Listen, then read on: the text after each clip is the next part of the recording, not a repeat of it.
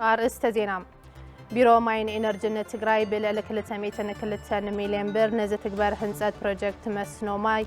نمجمار مس تقارستي تفراري مو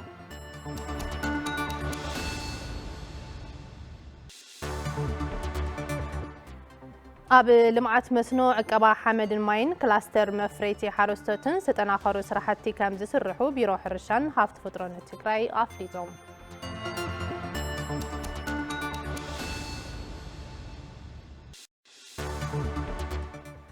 كابي وطايم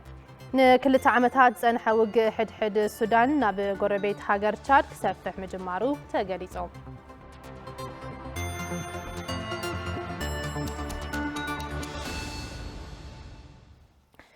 سلام تعنا باللي كمي تمسيس خبركم تملكتنا كابي تلفزيون تقرأي الساعة زبلنا زيناتات حزنا قريبنا لنا زيناتات ساعتنا مرحنا أنا ديام كحسي بمداي ملكت قوانقوا دما لمساي حقوس حابيناكم كنتن هنا قربنا بزرزر زيناتات مسقارنا حاتزرتي زيناتات زعلت كنفلق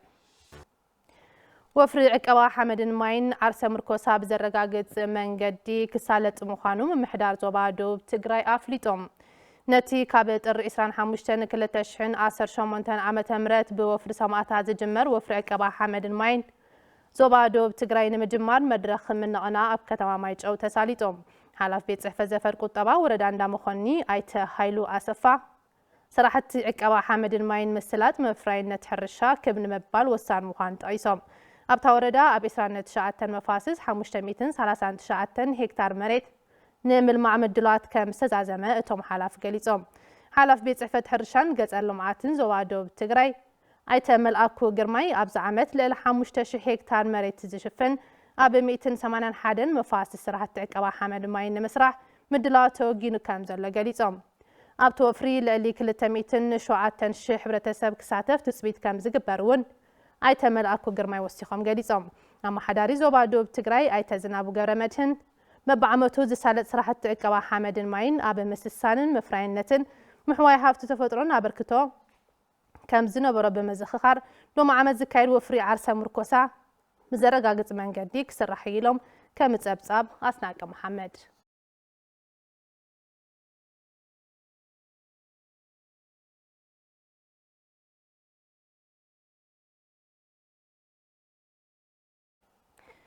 بسر كونستراكشن دسرحن بستوغاتة تملكعو أب كيد هنسات مصنحو استقالتن بروجكت من قدي وقرو نبلت داقمنا بسراح مئتاو تاقاليصوم مقواتة مغنياتة بروجكت سنة ندادن ناي وسن كحسا كفليت زي مفتس من منبارو أكايد سراحتي بروجكت إنجنير برحانة قور مجهنا بريهم اتي سالة زلو بروجكت 8 كيلومترو نوحات كام زلو وزقالتو إنجنير برحانة ولا قواتهم زنبورت أقامات ملو أي فتحهم مسيزم الكتم أكالات منقستن نبرت التكوابل بمرددا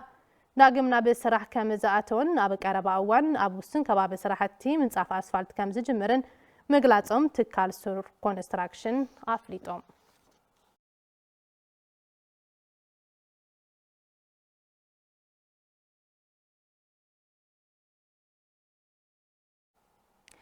ليك باباس هاجر أستراليا كبابيان بوص أبونا سلاما نشدشت مئتي تمزابلتي حالة بكلت مليون برحاجزهم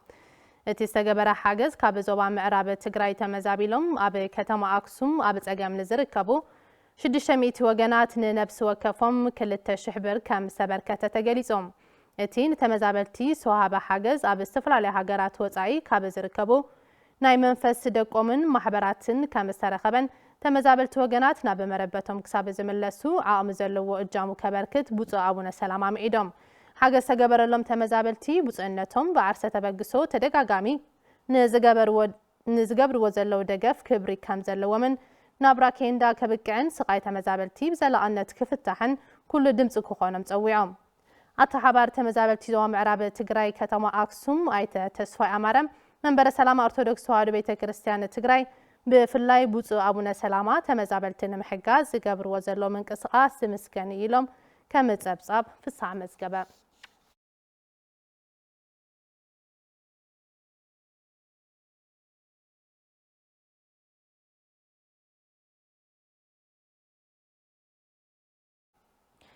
بعلت مويا حكمنا أمرو كوخو بجبرو أهجراوي أفلت ورخيبام أبال ما أخل مرمر مارتش زخنت كوخو بجبرو نتي أب كينيا كتمام مومباسا زي تسناد أهجراوي بلوت أفلتو كتعود زخالت كاب إسران شدشتن كساب إسران شومان تنتري إسران شدشتن أمتا فرنجي أب استخايدة كونفرنس محدرة تقاسحتي جبتتات نزقبرتو أبركتو اتشلمات أفلتو بوانانت أب عودة عنا أمرون زقبرتو سنة مقباراوي حقافين سبقاوي أتحا حزان مخانو تقاليزهم نستكوخب أفريكا تتقلبون زلا سققر سراحتي ديجيتاليزيشن ون أبنتاوي سراح كم زفت أمتي زقلت محدراوي هيب أب أفريكا بزبل مري حساب سخايدة اتي وعلام أفريكاوان مراحتي تقلو تسابات أرقات حقن كالوتن أب سرخبلو دحننتن محدران ديجيتاليزيشن وحسن تأمان مقبار بقاطعنت كسرحي تبايلو كوخب قبرون زرخبتو شلمات عوت النت دمان كوليج ساينس ان يونيفرسيتي مقالا حويسهم بركز زبولو تكالات ملغتين كوعدس بلكي النحلو فيهم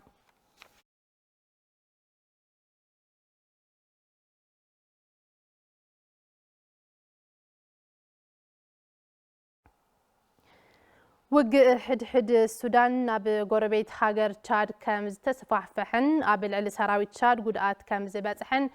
غازيت مورنينغ ستار تبتيبهم وهابك على منجست تشاد قاسم شريف كمز قالتو بسراوي السودان تدفيون أب تشاد تساقرو أبالات عطو قلتوف دقف دمام شوعات وتادرات تشاد كمز قتلو مقلاتهم تتبصابين ملاخت عطوق حصوص دقف السودان أبزوبا سمين كورفانن مس تشارلز الدابوب قزعات دارفورن زي صفحة حسوتات كمزلو وزقالتو قاسم شريف أبو تادراوين أوطاتات تشاد كاب السودان سبقا سمت قاتي سب ألبو نفرتي كمستفت أمون حبيرم كلتي حيلتات السودان سب ألبو نفرتي كمزتك أمون أبل علي تشارلز سفت أمامت قاتي كاب من يموخانو كمزي فلد سقالت أقوينو أبوشت السودان بزكاير والتادراوي مدففا النقروا بالتهاجرات كحاس مجمار تقاليسو منقست تشاد كاب حبرات عمرة عرب تبقيسو ناب عطوق حصوص دقف في نزحلف أزوار تحتات مخانو بمنقست السودان تدقاقي مكقلات مزنحو تبسا مورنينغ تايمس يزخاخر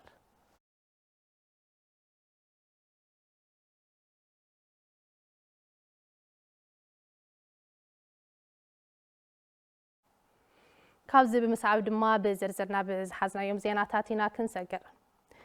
سراحتنياتات بيرو حرشان هافتي تفترون تقراي محبرة قطباو تقامات وقعات حربينياتاتن تمزابلتن مقلال ناي حدا ورحي مهاي أمن مخفال كامز وسنو بيرو حرشان هافت تفترون تقراي فليتهم اتبيرون نبار حلافة التكال دكتور إياسو عبر دما أب سرحهم زنبرم لعلا بركتو أفلتو هيبلو قرمتشن تولد متشن تخطعتي والله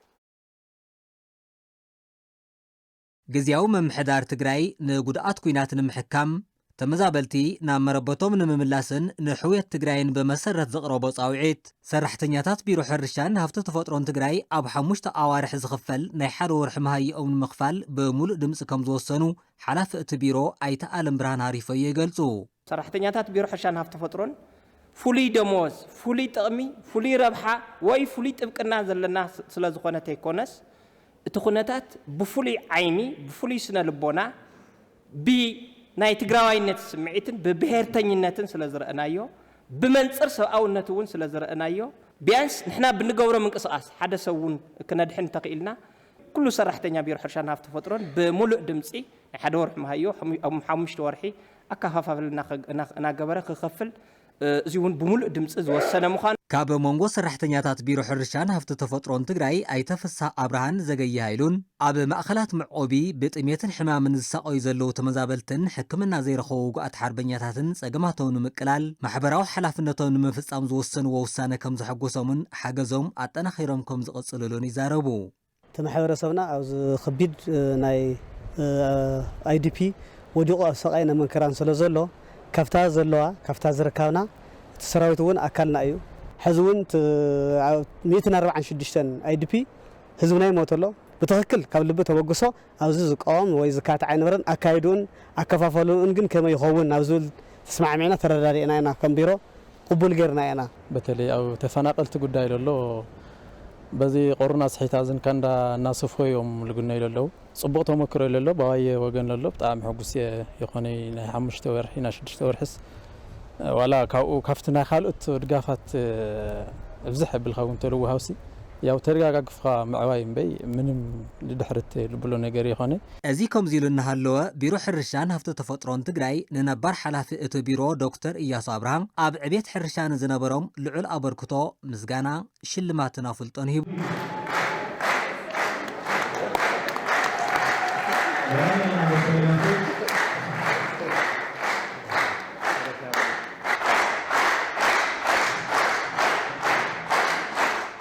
عند حق حزب تግራይ ዝኾነ ሕርሻ ትግራይ ንምዕባይን ንምዝማንን ኣመራርሓ እቲ ቢሮ ተዋዲዶም ብቕንዕናን ተወፋይነትን ከገልግሉ ዝፀውዑ ዶክተር ኢያሱ አብርሃም ኣብ ዘለውዎ ኮይኖም ኣብ ስግግር ሕርሻ ናይ ባዕሎም እጃም ከም ዝፍጽሙ ቃልኣት እዮም ኣይዛ ኸበርትዕ ትበሃል ተሎ ካብኡ ላዕሊ ግዛዕ ኤክስፔክት ይገበርኩ ነይረ ግን ገይርኩም ኣለኹም ይቐኒየለይ ካብ ሕርሻ ተትፈልየ እንዲ ሓንቲ ለይቲ እውን ዝሓድረ ይመስለኒ ተሓፅር እያ ታዕድመ እና ኩሉ ግዜ እንታይ ብል ህዝብ ትርኢ ተለኹስ ዓለም ብርሃን ሕዝስ እንታይ ይብሎ ይብል ምክንያቱም ኣብኡ እያ ተደርብያ ኻብዲ ናይ ህዝቢ እቲ ህዝቢ ዓበሎ እቲ መፍረይነቱ እውን ተመሳሳሊ ይኾነሎ ለዓበየ ስለዚ ኣባና እያ ተደርብያ እታ ምምጋብ እታ እኽሊ እዚኣ ኣላትና ካልኣይቲ ኣሳይመንት ናይ ኣየር ክሊማ ለውጢ ትሪእዎ ኣለኹም ዝነበረ ቁሪ ዝነበረ ፀሓይ ዕቢል በለ ንትግራይና ድማ ቻሌንጅ ዝገብር ነቲ ሕርሻ ኮንፍሮንት ዝገብረካ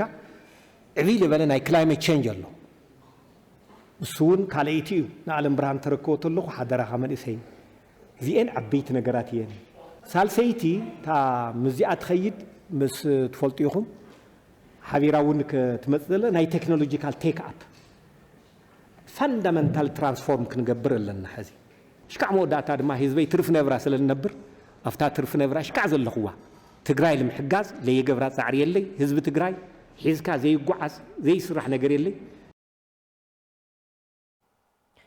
ቢሮ ሕርሻን ሃፍቲ ተፈጥሮን ትግራይ ኣፈጻጽማ ስራሕ ቀዳማይ መንፈቅ ዓመት ዝገምገመ ኮይኑ ኣብ ካልኣይ ዙር ልምዓት መስኖ ዕቀባ ሓመድን ማይን ክላስተር መፍረይቲ ሓረስቶትን ዝተጠናኸሩ ስራሕቲ ንምስራሕ ቀጸልቲ ኣንፈታት ከም ዝተነጸሩ ተገሊጾም ሰራሕተኛታት እቲ ቢሮ ብወገኖም ዝተለሙ ዕማማት ሕርሻን ምዕዋት ኣብ ጎኒ ሓረስቶት ኮይኖም ዘድሊ ደገፍን ክትትልን ከም ዝገብሩ ድማ ሓቢሮም ተወሳኺ ዝርዝር ኣለና ተኸታቲልና ክንምለስ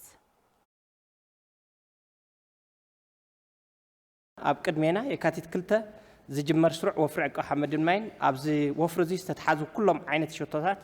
ብመጠን ብፅሬትን ብቕልጣፈን እውን ክንፍጽም ሶ ህዝብና ድማ ነዚ ከም ዘለ ምንቅስቃስ ካብ ብሕዝብ ዝተወደበ መንገዲ ክወፍር ዝግበር ኣንፈት ክህልወና ብሳልሳይ ብርኪ ኣብ ናይ መስኖ ስራሕትና ቀዳማይ ዙር ዝኸድናዮ ርሕቀት ኣሎ ሶ ቀዳማይ ዙር እውን መሊኡ ክጠቃለል ብቐንዲ ግን ካልኣይ ዙር ብስፍሓት ክንኣትወሉ ንኽእል ሶ እዚ ዝሓዝናዮ ፍርያትን መፍረይነትን ክረክብ ዘኽእለና መንገዲ እውን ክንመርሕ ነቲ ናይ ክላስተር ስራሕትና ዝሕግዙ ኩሎም ዓይነት እታወታት ናይ ምዕዳል ድርብ ሓላፍነት ስለ ዘለና ክንሰርሕ ኢና ኣብቲ ዕቀባን ሓመድን ምስ ገባርና ክንለፍዕ ኣብዚ እውን ብቕቡል ተዳሊና ኢና ንጽበዮ ዘለና ከም ቢሮ ሕርሻ ዓበይቲ ስራሕቲ ይልጽበዩና እዮም ያው ብሓጽሩስ ጽቡቕ ጌርካ ንክስራሕ እዩ ተገምጊምሉ ዘሎ ቢሮ ማይን ኢነርጂን ትግራይ ኣብ 6 ወረዳታት ብልዕሊ 202 ሚልዮን ብር ንዝትግበር ህንፀት ፕሮጀክት መስኖም ምስ ጨረታ ዝሰዓሩ ኮንትራክተራት ሰነድ ስምምዕነት ተፈራሪሞም እቶም ዝህነጹ ፕሮጀክታት ብበጀት ፕሮግራም ምጥንኻር ስርዓተ ምግቢ FSRP ዝምወኑ ምዃኖም ድማ ተገሊጹሎ ተስፋይ ታደሰ ብዝርዝር ሒዙ ኣሎ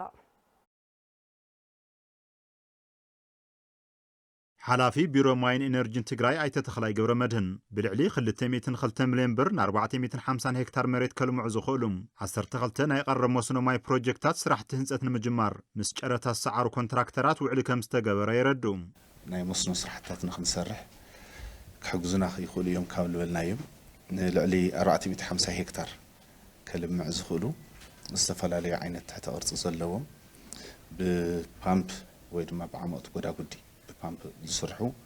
ከምኡውን ብዳይቨርሽን ክስርሑ ዝኽእሉ ተነፂሮም ኣብ ራያ ጨርጨር ራያ ዓዘቦ ኣብ እንዳመኾኒ ላዕላይ ቆራሮ ላዕላይ ማጨውና ታሕታይ ቆራሮ ኣብዘን ዝጠቐስክወን ወረዳታት ብድምር ንልዕሊ 450 ሄክታር ክኾን ዝኽእል بلعل 300 مليون بجت تتحيزلو ጨረታውን ወጽዩ ተጫረቲ ወይ ድማ ኮንትራክተራት እውን ናብ በብሳይቶም እውን ሒዞም ናብ ስራሕ ዝኣትውሉ ኩነታት ንኽፍጠር እሞ ኣብዚ ዓመት እዚ ካብ ዝሓዝናዮም ናይ ፖቴንሻል ክንፈጥር ናይ መስኖ ካብ ዝበልናዮም ሓደ በዚ ፕሮጀክት ዘቢልና ክንምልኦ ዝግብኡና ለወልናዮም እዮም እቲ ፕሮጀክት ኣብ 2018 ዓመተ ምህረት ክዛዘም ትልሚ ከም ዝተሓዘም ኣይተ ተኽላይ ይገልጹም ኣብዚ ዓመት እዚ ከርክብ ይልና ኢና ተስፋ ንገብር ኮንትራክተራት ያው ቀልጢፍና እቲ ፕሮጀክት ክሰርሕዎ ብዝኽእሉ መንገዲ ግዜ ኣብ ዝተዋሃበሎም ግዜ ወዲኦም ተኽኢሎም ግዜውን ሕፂሮም ክሰርሕዎ ብዝኽእሉ መንገዲ ፈጢሮም ያው ሕብረተሰብና ቀልጢፍና ናብ ልምዓት ዝኣትወሉ ኩነታት ፈጢሩ ኣብ ዓርሶ ምርኮሳ ማእኸል ጌርና ንክንሰርሖም ካብ ዝሓዝናዮም ፕሮግራማት ሓደ በዛ ናይ ፕሮጀክትታት ተቢልና ንሰርሖም ስራሕትታት ስለ ዝኾኑ ኣተሓባሪ ፕሮጀክት FSRP ኢንጂነር ቡርሃን ደስታ ብወገኖም ካብ 3 ክሳብ 5 ወርሓብ ዘሎ ግዜም እተን ፕሮጀክትታት ክዛዘማ ትልሚ ከም ዘሎ ብምግላጽ ኣብዚ ስራሕ ዝሳተፉ ኩሎም ኣካላት ቀልጢፎም ንምውዳእ ጻዕሪ ክገብሩ ጸዊዖም ኣብ ውሽጢ 5 ወርሒ ስራሕትና ሰሪሕና ንሕብረተሰብ ክንረክብ ከም ዝተባሃለ ንቐጸልቲ እውን ብዙሕ ሰፊሕቲ ስራሕታት ስለ ዘለውና ብኡ ልክዕ ተሰሪሕና ክነምጽእ ማለት እዩ ፐርፎርማንስ ቤዝድ እዩ ስለዚ ቀጸልቲ ዓመታት እውን ዝቐጽል ዓመት ካብ 2019 ክሳብ 2022 ይቕጽል እዩ ኮንትራክተራት እቶም ፕሮጀክትታት ኣብ ዝተሓዘሎም ግዜን ብዝድልእ ጽፈትን ሰሪሕና ክነረክብ ናይ ውሉ ዝተዋወና ስኬጁል መሰረት ኣብ ግዜው ብጽሬትን ሰለጤንን ሰሪሕና ንምርካብ ያው ቃልና ኣቴል መዓልቲ ክኾን ቃልና ብትውዕና መሰረት ነረክብ እናቱ ማለት ፕሮጀክታት ላብ 8 ወይ ከባቢ ብትዝድለና ጽሬት መጠንና ካብ ኮንትራክት ካል ተቐመጠልና ግዜ ኣቐዲምና ልሙዳእ ያው ሓላፍነትን ብለና ተገንዚብና ክንሰርሕ ክንፍትይና ኣብ ክፍለ ከተማ ቀዳማይ ወያነ ዝበራኸት ዘሎ ዘይሕጋዊ ንግዲ መልክዕ ክሕዝ ኣባላት ቤት ምኽሪ እታ ክፍለ ከተማ ሓቲቶም እቶም ኣባላት ቤት ምኽሪ ነዚ ዝበሉ ኣብ ዘሳለጥዎ ጉባኤ እዩ ንስሓ ተስፋይት ጉባኤ ተኸታቲላ ዝስዕብ ፀብጻብ ኣዋሪዳ ኣላ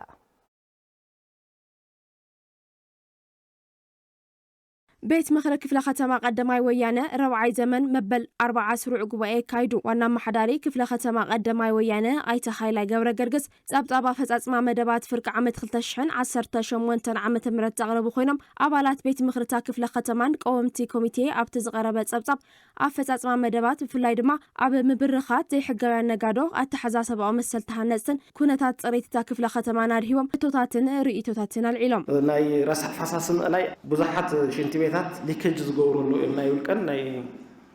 ህዝብን ክኾን ይኽእል እዮም ናይ ድርጅታት ክኾን ይኽእል እዮም ኣብዚ ጠቕሊልና ትግልጋሎት ሙሉእ ንሙሉእ ኣመሃብ ዘለና ኩነታት በተለይ ቶም ሊኬጅ ዝፈጥሩ እንደገና ተኸታቲልካ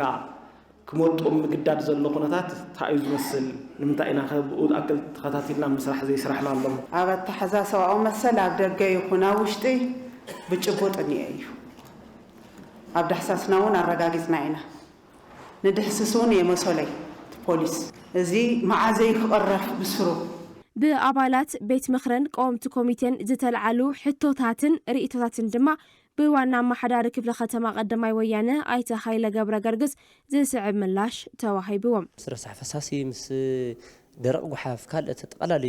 ዝበሃሉ ነቲ ክፍለ ከተማ ናይ ጽሬት ጠንቂ እዮም ዝበሃሉ ልዕሊ ማንም በደንብ ይስራሕ ኣብዚ ተዘይ ኮይኑ ማንም ሰብ ክፍለ ከተማ ቀዳማይ ወያነ ክንቀሳቀስ ይኽእልን ከባቢ ናይ ምዕፃው ዕድሉ ሰፊሕ እዩ ናይ ምጭናው ዕድሉ እውን ሰፊሕ እዩ እዚ ጌርና ግን ሕዚ እውን ሓደት ማሕበረሰብ ብንቕሓት ተኸታቲሉ ጽሬት ከባቢ ክሕልፍ ክኽእል ኣለዎ ተጸቢኻ ብናይ መንግስቲ በጀት ጥራሕ ዝውዳእ ኣይኮነን ይኹን እምበር ግን ናይ ምትሕብባር ሓላፍነት ስለ ዘለና ንሕና ነቲ ማሕበረሰብ ኣነቓቂሕና ስራሕና ክንሰርሕ ጽሬትን ሓምለወይትን ከተማ ክንገብር ናትና ግዴታ ይኸውን ማለት እዩ ኣብቲ ዝተፈቐደ ግዜን ሰዓትን ኢኻ ናብ ሕጊ ትወስድ እምበር ኣብኡ እናሃለየ ጥሕሰት ክፍፀም ኣይኽእልን ካብ ደገ ክመፁ እንተለዉ ክሃድሙ ተፈላለየ ነቲ ከባቢ ዕንወት ፈጢሮም ማሕበረሰብ ረብሾም ክሃድሙ እንትርአ ግን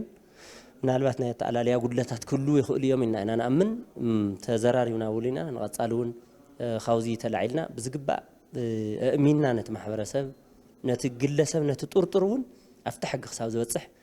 ሕግን ክዳንዮ ከም ዘሎ ኢና ንኣምን ኣብ ደገ ንዝፍጠሩ ፀገማት የለዎን ኣይንብልን ኣብታ ውሽጢ ናይ መዕረፊ ማእኸል ምስ ኣተወ ግን ከምዚ ዓይነት ናይ ሕጊ ጥሕሰት ተፈጠረሉ ስጋዕ ሕዚ የለን ማለት ኣብ ክፍለ ከተማ ዓዲ ሓቂ ገበንን ስጋት ገበንን ምስ ዝሓለፈ ዓመት እንትነጻጸር ዋላ እኳ ዝነከየ እንትኾነ ኣብቶም ዝሓለፉ 6 ወርሕ 188 ገበናት ከም ዝተፈጸሙ ምምሕዳር እታ ክፍለ ከተማ ኣፍሊጡ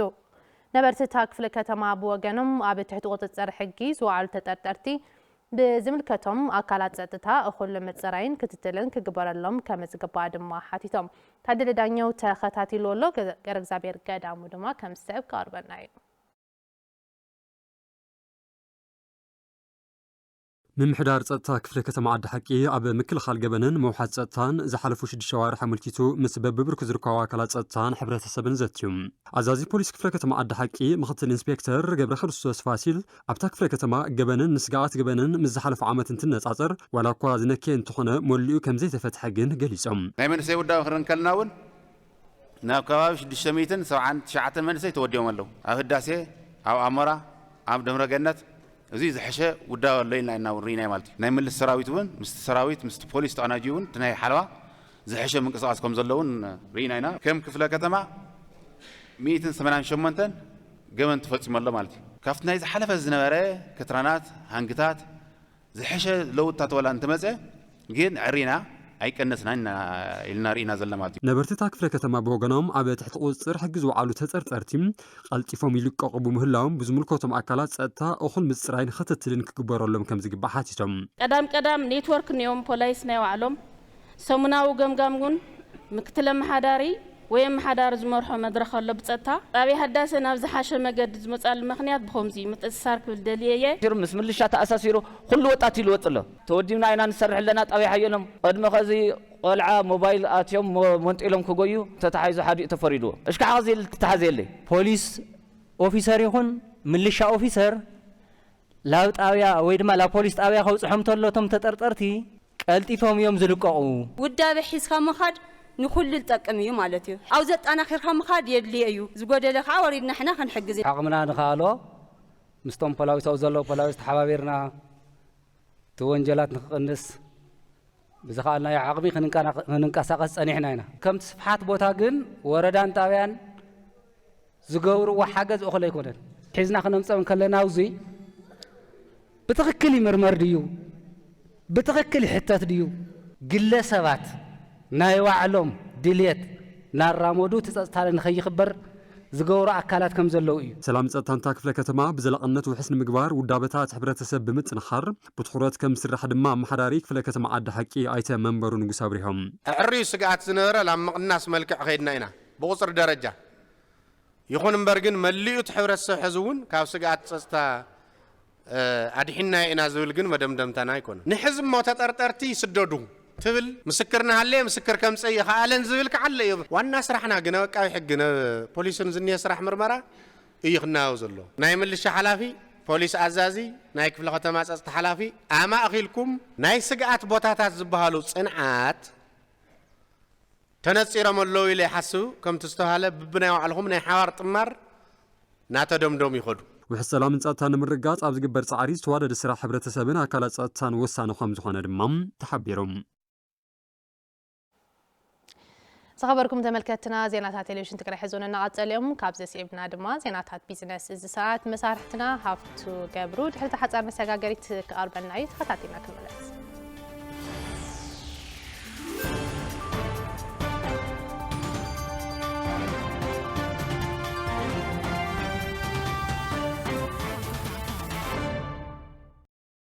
يمسجن أديم سلام تعنها باللي زغوركم تملكتنا نزعلت زي زحرنا يوم زينات بيزنس حيزة قريبة لهون مكتالكم عديمة فلما زينات بيزنس سبونسرز قبرلنا هورن أفريكا ريل استيت ملكتو تخطاتي نحن ملس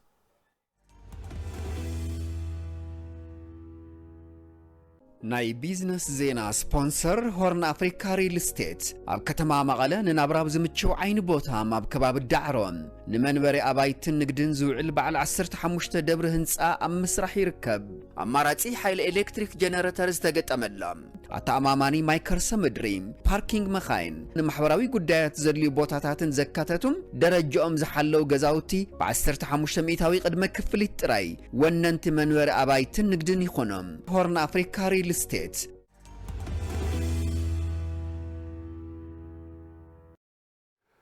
ንስፖንሰርና ሆርን አፍሪካ ሪል ስቴት አዚናና ነመስግን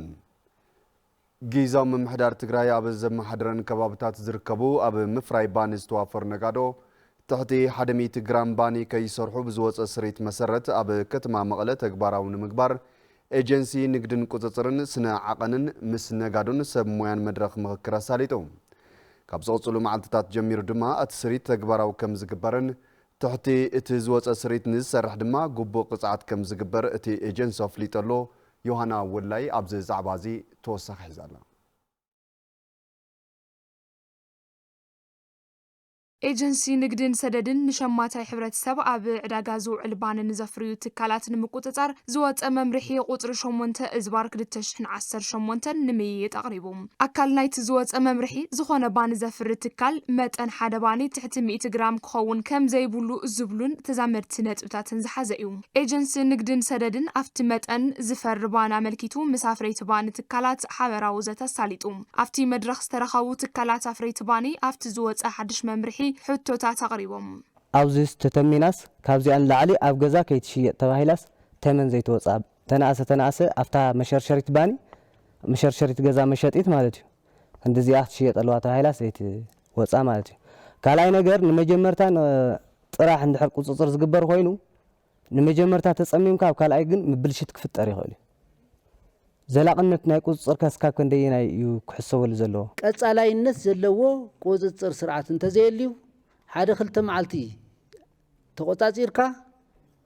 ዝፍታሕ ነገር ኣየሉን ከም ክፍለ ከተማ ኩይ ሓደ ሙዓንቲ ለምሳሌ በተለይ መብራህቲ ኩሎም ዳባን ቀሪዮም ዘሎ መብራህቲ ጠፊኣት ናይ ሓዲራ ከም ክፍለ ከተማ ኩይ ትዳባን ቀሪ ዘሎ መብራህቲ ስለ ዝጠፈ እዩ በይነ መጽእ ዘለኹ ማለት እዩ ስለዚ ኣብ መብራህቲ ዘሎ በተለይ ከም ክፍለ ከተማ ኩይ 6 ሰዓት ጠፊኣ ናይ ምሕዳር ፕሮባብሊቲ ኣሎ ማለት እዩ ስለዚ ኣብዚ ክስተኻኸል ኣለዎ ዳይሬክተረት ንግድን ውድድር ሓለዋ መሰል ሸማቶ ኤጀንሲ ንግድን ሰደድን ትግራይ ኣይተ ካሳሁን ክንደያ ኣብ ዝሃብዎ መብርሂ መንግስቲ ኣብ ምፍራይ ባኒ ዝተዋፈሩ ትካላት ዝህቦ ድጎማ ስለዘየለ ዋጋ ክውስነ ይኽእል እንድሕር ምባል ኣብ መጠን ባኒ ግን ትሕቲ 100 ግራም ክኾን ከም ዘይግባእ ኣብሪሆም ክተቕርበሉ ተለኻ እንድሕር ናይ ዋጋ ተሚንካ ተሂብካዮ ድጎማ ኢልካ ክንዚ መጠን ኢልካ ተሂብካዮ እሱን ዋጋ ክትምነሉ ትኽእል ኢኻ ልክዕ ከምዚ ናይ ህዚ ሕልፍ ላለ ስኳር መፅኡ ዝወሃብ ዘሎ ማለት እዩ እዚ ግን ካብ ነፃ ዕዳጋ ዝግዛእ ዋጋ ክወፀሎ ይኽእል ኢልና ምስ ሕብረተሰብ እውን ተዘራሪብና ኢና ካብ ሎሚ ጀሚሩ በቲ ዝተዋሃቦ ዳይሬክሽን መሰረት ፅሑፍ ተዋሂብዎ ካብዚ ዕለት እዚ ኣብ ኣኼባ ይረኸበ በዚ ክትከደለካ ልብል ፅሑፍ ሂብካ እውን ላብቲ ስራሕ ምእታው እዩ እዚ ልድሕሪት ንምለሶ ነገር የለይ 50 ግራም ተኾይኑ መብራህቲ ተተቋራሪፁ ፀገም የውሊ 100 ተገይርኩምዋ ግን መብራህቲ ተተቋራሪፁ ፀገም ኣለዎ ልብል ዲፋይኑን ክገብረ ይኽእል እዩ هذا نوع لنا نحن تسكتوا ونوركم جرام استاندرد زحلو 100 جرام يكون 100 جرام غيرو سلا واغا خدزارارو سبي يخلي طرح ريزنبل لخونه تحبرسب زي يقود واغا شيط اللو امبر متحبابري نقدن قططرن كتما مقله ايت برهانه ولد جبريل افتي زوت ممرحي ካብ ጥሪ 21 2018 ዓመተ ምህረት ጀሚሩ ተግባራዊ ከም ዝኸውን ሕብረተሰቡን ተግባራውነቱ ሓጋዛይ ክኾን ጸዊዖም ካብ ባኒ መፍረይቲ ገዚኡ ቸርችር ዝኾነ ክፋል ሕብረተሰብ ነጋዳይ እንድሕር ኮይኑ በታንብላ ዘለና ካብ 100 ግራም ወፃኢ ዝዕድግ ተኾይንካ እውን ተሓተ ኮይና ተሓታት እዩ ካብ ምን ከም ተዓደገት ዝሃዋ ኣካል ፍልፍሉ ክህብ ተዘይክኢሉ ተሓታት እዩ ቶም ምሕዳራ ስጉምት ነጋዳይ ዝወሰድ ኣብቲ ኣዋጃት ደንብታት መምርሕታት ተቐሚጥ ዘለዎም ምሕዳራውን ሓጋውን ስጉምታት ኩሉ ተግባራዊ ዝግበር ስለዚ ሕብረተሰቡን ባዕሉ ሓጋዛይ ኮይኑ ክኸይድ ዝኽእል ስለ ዝኾነ ዘፀግም ነገር ይህልዎን ስለዚ እዚ ተግባራዊ ዝኾነሉ ግዜ ግን ተቐሚጠሎ ሎማዓንቲ ንብሎ ካብ ዘለና ግዜ ጀሚሩ ናብ ተግባራዊ ናይ ክትትል ናይ ኢንስፔክሽን ስራሕ ናይ ቁፅፅር ስራሕ ካብ ምዃን ሓሊፉ ዝወሃብ ኣስተምህሮ ዝወሃብ ናይ ግንዛብ ምፍጣር ግዜ ኣይህሉን ማለት እዩ ዳይሬክተረት ንግድን ቁጥጥርን ስንዓቐንን ኣይተጉዕሽ ወለገሪማ ካብ መጠን ብተወሳኺውን ኣብ ፅሬትን ፅፈትን እውን ግቡእ ክትትል ከም ዝግበር ኣፍሊጦም ካብ ወፃኢ ናይጄሪያ ካብ ሰደድ ነዳዲ ዝረኸበቶ ኣታዊ ክብረ ወሰን 6.1 ቢልዮን ዶላር ኮይኑ ከም ዝተመዝገበ ቢዝነስ ኢንሳይደር ኣፍሪካ ጸብጺቦም ናይጄሪያ ካብ ሰደድ ነዳዲ ወፃኢ ትረኽቦ ኣታዊ ዝሓለፈ ዓመት ናብ 6.1 ቢልዮን ዶላር ብምዕባይ ካብቲ ኣብ 2024 ዓመተ ፈረንጂ ዝተመዝገበ 5.4 ቢልዮን ዶላር ብ11 ሚእታዊ ወሰኽ ብምርኣይ እታ ሃገር ኣብ ኣታዊታት ኣብ ዘይተጻረየ ነዳዲ ዘለዋ ጽግዕተኝነትን ምንካይ ዝዓለመ ስራሕ ትነጥፍ ከም ዘላ ተገሊጹ ብቤት ምኽሪ ምልላይ ሰደድ ናይጄሪያ ዝተጠቐሰ መረዳእታ ከም ዘመላኽቶ እቲ ትካለ ካብ ዝምስረት ትሕዚ ተረኺቡ ዘሎ ኣታዊ ዝለዓለ ምዃኑ ይሕብር ዋና ፍጻሚ ስራሕ ቤት ምኽሪ ምልላይ ሰደድ ናይጄሪያ ኖኒ ኣየኒ እቲ ውፅኢት ሰደድ ነዳዲ ወፃኢ ናይጄሪያ ኣብ ዓለማዊ ንግዲ ሰፊሕ ቦታ ሒዙ ምህላው ዘመላኽት ኢሎም በዚ መሰረት ናይጄሪያ ኣብዚ ዓመት 281 ካብ ነዳዲ ወፃኢ ዝኾኑ ፍርያታት ናብ ወፃኢ ሃገራት ከም ዝሰደደት ዝጸብጸበ ሓበሬታ ቢዝነስ ኢንሳይደር ኣፍሪካ እዚ ድማ ውፅኢት ሕርሻ ዝኾኑ ኣቑሑትን ማዕድናትን ዘካተተ ምዃኑ ኣመላኺተሎም ንጸብጻበ ቢዝነስ ኢንሳይደር ኣፍሪካ ጸሪሑ መሳርሕትና ገብረ እግዚአብሔር ገዳሙ ከም ዘዋደዶ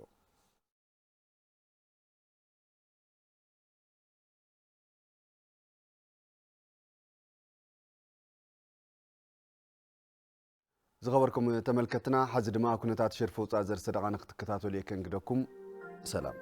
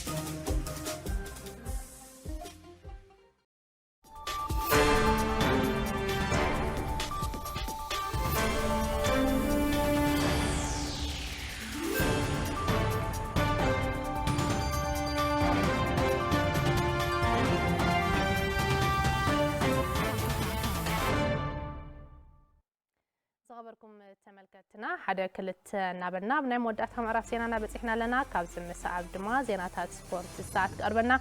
مسارحتنا حبن كحساي صبينا له ناب حبن كسغاقر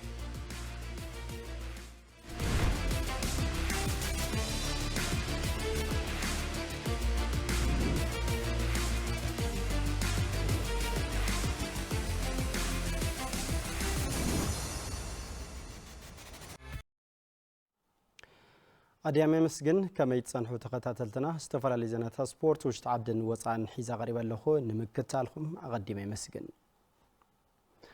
أب وانج مسابوت نحن نحتب مقان أب هجرة ودرات مستاف تراليم كمزلو أولات جانتا كوساغري سيراك إلكترونيكس جليزو معلوم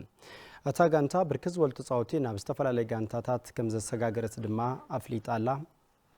برهان بينا كمساب كاربايو أبز حلفة عمتات بركز زبول تصاوتي ناب استفراليا غانتا زحريتيا غانتا كوعس اغري سيراك حزون ابو وانج اما سبق قدماي ديفيجن غانتا تግራይ ንጡፍ ተሳትፎ በመግባር ዝበለጸ ውጽኢት ንምንጻእ ኣብ ብርቱዕ ቅድመ ምድላው ከም ዝጸንሑ ተጻዋትታ ጋንታ ይዛረቡ ሓሪፍዩ ብዙሓት ቆልታት ለዕዩ ካብ ጋንታ ሲራክ ብዙሓት ወጹ ተጫወትን እዮም ሃሙም ክንወጽእ ብዙሕ ጻዕርታትና ንገብር ለና ውድድር እዚ ለሆም እንዲ ተዘጋጀ ቃውዚ ዓቕምና ሪና ለዓበይት ክላት እንታይ ሓሰብ عارف تيم للي عبيت كلات للي تجاتي عمس بيانس شدة تجات لسدت كتيمي أبو الدر مرها جبريت وع مسابق قدمها ديفيجن غانتات تجراي كم غانتا عوتات بمخان ناب عبيت غانتات نمسجارن كتصاليت أنكران كم صرحوا وتم تطاوتي وسيخهم يجلسوا نعم جمرة حسنا أنجال مساري تليخون لا توصري المتاعي ناوانج تفخرتنا عملت تفخرتنا يرنا خزل ناوانج أنا فخرنا للتسبانيني بدم بصرحنا تنكرنا احنا لا عبيت تيم نمرعين مكرين مراحل غانتا مسارات ولدو بوغنو غانتا سيراك بركز زبول سبورت جانتات ناب كالوت غانتات بمسغار ኣብ ምብቃዕ ተካእት ተጻወቲ ናይ ባዕላ ዕዙዝ ግደ እናተጻወተት እያ ይብል ልዕሊ 10 ክልተ ቆልዑት ላብ መቐለ 70 እንደርታ ቢ ላብ ፈራውን ላብ ማነው ላብ ሕጻቆላ በርዓልታ ለሆድና ቆልዑት ነው ላብ ተፈላለየ ጋንታታት ለሆድ ቆልዑት ነው ኣብዚ ክስ ሰዓት እውን ካብ ካባና ኸይዶም ላብ ንግዲ ባንክ ብዓበይቲ ኣተይሉ ቆልዑት ለነውና እና ዋና ዓላሙ ዝውድር ዚ ዝም ቆልዑ ዚኦም ዝግጃይ ዝውድር ዚስ ዓለ ዋና ዓላሙስ በቃ ለምጥቃሚ ጋንታ ሲራክ በሐደሽቲ ሰገናት ተጻወቲ ዳግን ከም ዝተጠናኸረት ዘዘኻኸረ መሰረት ኣብ ውድድር ዋንጫ መሰበውን ሻምፒዮን ብምዃን ናብ ሃገራዊ ውድድር ንምሕላፍ ትልሞም ምዃኑ ይገልጽ ዳርጋ ልወዝሑ ተጫወቱ ለለውስ ዳርጋ ዞም ና ቢልኖር ዓመስ ቢልኖር እና ብዙሕ ሒዝና ያለና ውፅኢት ብዙሕ ሒዝና ያለና ጨዋታ ጽቡቕ ውፅኢት ሒዝና ኣብቲ ልካየድና ቀዳማይ ዲቪዥን ንምሕላፍ ና ብሄራዊ ሊግ ንምሕላፍ እሱ ተስፋ ንገብር ኣብ ምድብ ሕዝ ተደልደለት ጋንታ ሲራክ ካብ ምድባ 6 ነጥቢ መሓዝ ኣብ 4ይ ደረጃ ትርከብ ኣብ ጸወታ ኩዕሶ እግሪ ብሉጽ ንምዃን ስነ ምግባርን ተወፋይነትን ወሳናይ ከም ዝኾነ ነበርቲ ጸወታይ ሽሻይ ላከ ጽዮን ገሊጽሎም ንጸብጻብ ዮሐንስ አሸበር ያሬድ ገብረ እግዚአብሔር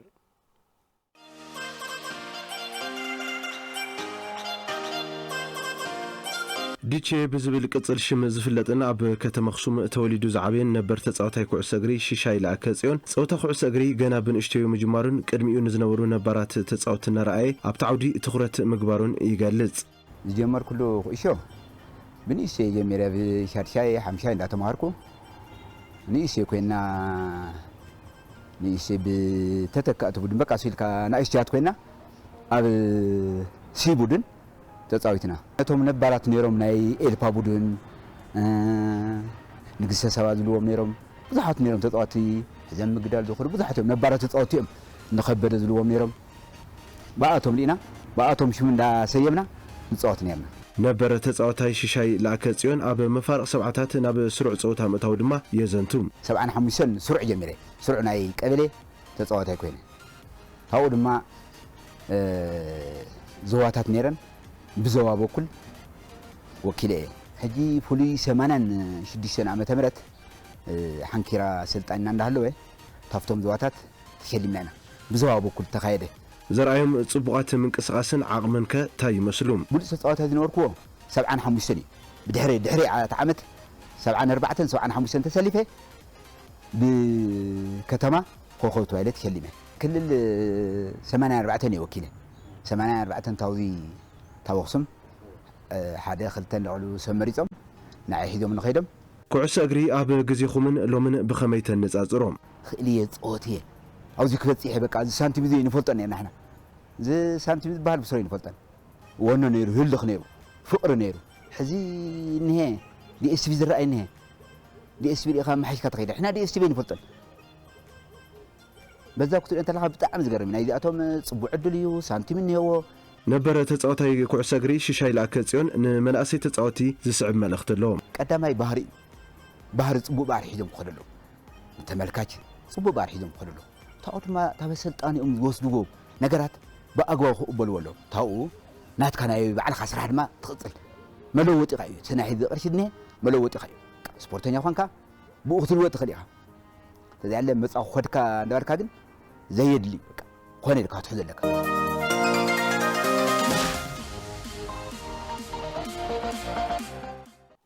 ክቡራት ተመልከትና ዜናታት ስፖርት ቴሌቪዥን ትግራይ ብቀጥታ ምክታል ጸኒሕኩም ንሰናይ ምክታልኩም ኣመስጊና በብዘለኹሞ ብሩህ ግዜ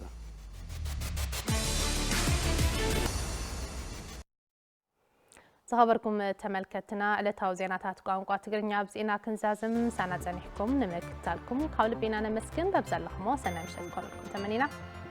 ሰናይ